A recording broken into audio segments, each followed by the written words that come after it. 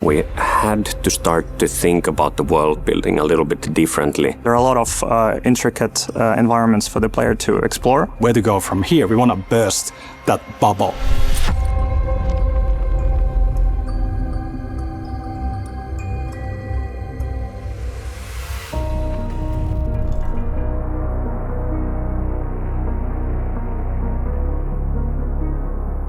The setting in the first Control game was unique. It all took place in a single building, which was part of the point, right? Like that it feels like a secluded, separate space from the rest of the world. You feel like you're in this kind of a bubble, isolated from normal life and familiar things, and so you're within a lockdown. And having this sense of isolation in the first game was crucial. And we had this brutalistic architectural style that was like a key part of the visual DNA of the building and so on. And we had this bureau that was backwards leaning in its kind of a presence and so on.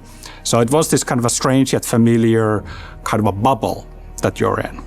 And of course, as creators, when we think about like where to go from here, we want to burst that bubble, right? Like, you know, the lockdown falls apart and we get exposed with the normal world. Manhattan has been shaped and twisted into a labyrinth, so there are a lot of intricate environments for the player to explore, similar to Control 1.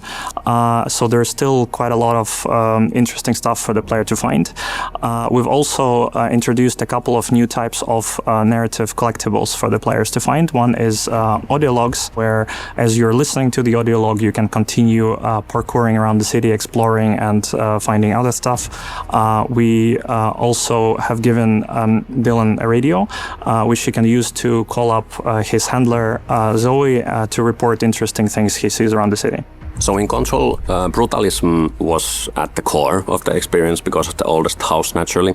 And in Control Resonant, we really had to make sure that from a world-building point of view, we have this mundane and grounded and believable and lived-in baseline in the world in order for the paranatural to really shine. It's very important for us, specifically when doing concepting and visual exploration, is not to look at reference from other video games. There's easily this tendency where AAA games start to all gravitate towards this aesthetic singularity and nobody's taking risks and everything starts to resemble each other.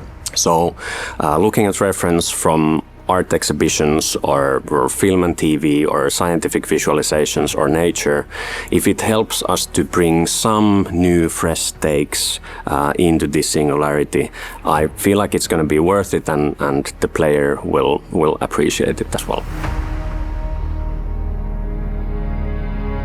Well, imagine that there's a place that was Manhattan, but it has been taken over by a paranatural force that may or may not have been in the first game, might be something completely new. We actually have multiple factions in this game. So there are some zones where you can find all of these factions from, I think all the zones in the game, but how much of these factions have presence in each zone, that differs. Now that things are flooding from the oldest house into the Manhattan, we had to start to think about the world building a little bit differently.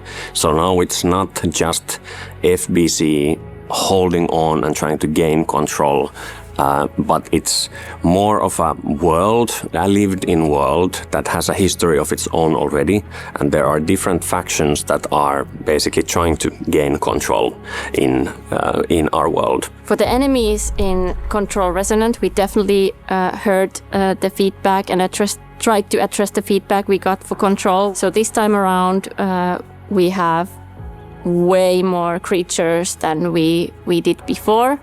One of the enemies that we, for example, have is a bus.